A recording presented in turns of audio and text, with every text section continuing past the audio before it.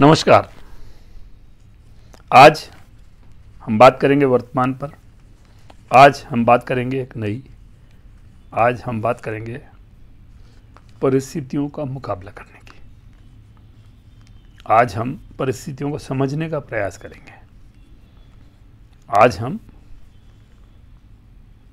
किसी राजनीतिक विचारधारा की बात नहीं करेंगे, किसी राजनीतिक पक्ष की बात नहीं करेंगे। जनता एक पक्ष है, नेता दूसरा पक्ष है।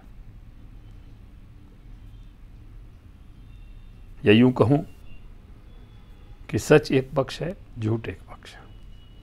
या यूं कहूं हकीकत एक प्रश्न है, एक पक्ष है, सपने दिखाना दूसरा पक्ष है। या यूं कहूं जनहित एक प्रश्न है, स्वहित एक प्रश्न है। आइए शुरू करते हैं। आज की बात, आपकी बात, मेरी बात, जन की बात, सबकी बात, जन कल्याणकारी बात। आज क्या हो रहा है? कोरोना की वैक्सीन का इंतजार, मीडिया में प्रायोजित खबरों की भरमार, कोरोना की बढ़ती संख्या लगातार, घटती कमाई में कमर तोड़ महंगाई की मार, किसान विधेयकों पर किसानों का हाहाकार, जन कल्याणकारी राज्य के सभी संपत्तियों को नए नवेले तथाकथित राजघरानों को सौंपने को आतुर हमारी सरकार। इन सभी बातों का सार यही निकलता है और वो है आत्मनिर्भर बनने का, आत्मनिर्भरता पर भरोसा करने का। जनता ने खुद सोचना है कि पेट कैसे भरना है। सरकार नहीं सोचेगी, नेता नहीं सोचेगा, अदालतें नहीं सोचेगी, कारपोरेट के सोचने का तो सवाल ही पैदा नहीं होता है। आंदोलनकारी नहीं सोचेंगे, उन्हें भी अपनी राजनीति करनी है।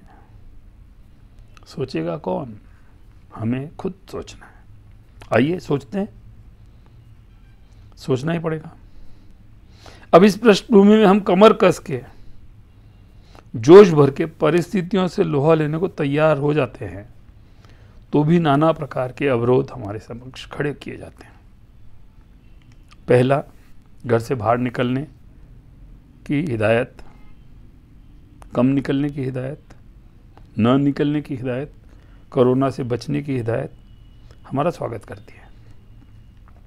ये हिदायत नेता, अफसर, पत्रकार, आंदोलनकारी आदि पर कारगर दिखाई नहीं देती। ये लोग न तो देह दूरी का ठीक से पालन करते हैं, न ही मास्क पहनने का अनुसरण करते हैं, न ही घर से कम निकलने की हिदायत का पालन करते हैं। अर्थात जनता जो अधिकार टीवी के सामने बैठी है,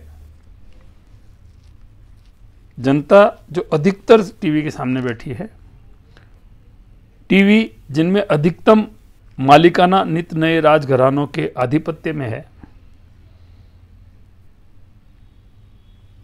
जनता के लिए अलग निर्देश और इन सरमाएदारों के लिए, इनके चेले चपाटों के लिए, इनके तलवे चाटने वालों के लिए अलग निर्देश। यही गुलामी सदृश दृश्य है। अंग्रेज बहुत बुद्धिमान थे, किंतु जब कोई बात अंग्रेज और भारतीय के बीच विवादित होती थी तो न्यायतंत्र का झुकाव अंग्रेज के पक्ष में हो जाया करता था। यही कारण है कि देश के बलिदानियों ने अपने जीवन को दांव पर लगाकर लंबे संघर्ष के बाद हमारे देश को आज़ाद कराया। हम उनके ऋणी हैं, रहेंगे। इतिहास में उनका नाम सुनहरे अक्षरों में दर्ज है, दर्ज रहेगा। आज हमें सर्वोच्च बलिदान देने की आवश्यकता नहीं है, पर हमें हिम्मत करके निर्णय लेने की जरूरत है। हिम्मत हारने की जरूरत नहीं है। देश देशी विदेशी स्वार्थपरस्त ताकतों की साजिशों का शिकार है। सोशल मीडिया पर भी इन्हीं साजिशों के तहत लगातार गुमराह करने वाली साजिशें सर उठा रही है। आत्मनिर्भरता की ओर बढ़ने की सोची जाए तो सबसे पहले ये बात मन में उठती है कि फ़ोन पर ही काम किया जा सकता है, जो स्वास्थ्य के लिए हितकारी है। जो ही हम फ़ोन उठाते हैं 2-3 भाषाओं में हमें गुलामी की याद दिलाती है सरकारी कोरोना की बहुत लंबी हिदायत सुनने को मिलती है, समय जाया करती है। फ़ोन नंबर भी 2-3 भाषाओं में 8-10 आंकड़ों का सुनाया जाता है। कुछ समय पहले 4 आंकड़ों का भी आया करता था। मैंने 3 आंकड़ों की गुहार शुरू में ही लगाई थी। 3-4 भाई बहन हैं, लेकिन 8-10 में बहुत समय लग जाता है। ये हिदायतें हर दिन के पहले फ़ोन पर या सुबह शाम या दिन में 3 बार सीमित रखी जा सकती हैं, परंतु इस तरह की सोच विचार करने का ही कोई मंच नहीं है, किसी का मन नहीं है, तो निर्णय की अपेक्षा व्यर्थ है। इन फ़ोनों से छुटकारा पाते ही हम कोई काम का फ़ोन करने की बात करने की सोचते हैं, मन बनाते हैं, फिर घंटी बज उठती है।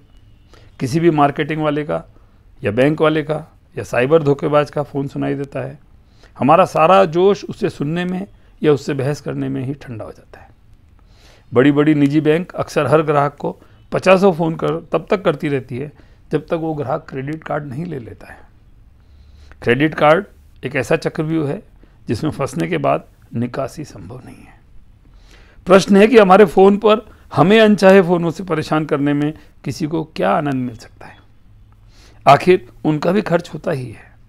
यहाँ समझने की बात है कि ये उनका खर्च तो निकल ही जाता है क्योंकि उनका बिजनेस हो जाता है, उनका धंधा हो जाता है, पर उन्हें जनता के समय को बर्बाद करने की साजिश में, आर्थिक गुलामी में ढकेलने में ये फ़ोन सहायक होता है। उनकी साजिशें परवान चढ़ जाती है। नशे की खबरों पर तरुणों पर विपरीत असर डाल रही है। नशे की खबरों की अतिवृष्टि है। इस प्रकार के नशे का ज्ञान जिसे नहीं है, उनके नाजुक मन मस्तिष्क में भी उत्सुकता का बीजारोपण किया जा रहा है। यह भी साजिश का ही नतीजा है। इन सब का उपाय क्या है? कारगर उपाय क्या है? पहला, सोशल मीडिया पर साजिशें रचने वालों का तिरस्कार। दूसरा, सोशल मीडिया पर उपलब्ध जनहितकारी संदेशों का सत्कार। उन्हें बढ़ावा देना, लाइक करना, शेयर करना और विभिन्न माध्यमों से व्हाट्सएप, फेसबुक, ट्विटर आदि से देश के अंतिम व्यक्ति तक पहुंचाना। आज यही क्रांतिकारी कदम है, यही क्रांतिकारी सिद्ध हो सकता है, यही राष्ट्र के जन कल्याणकारी स्वरूप को बनाए रखने में मील का पत्थर साबित हो सकता है।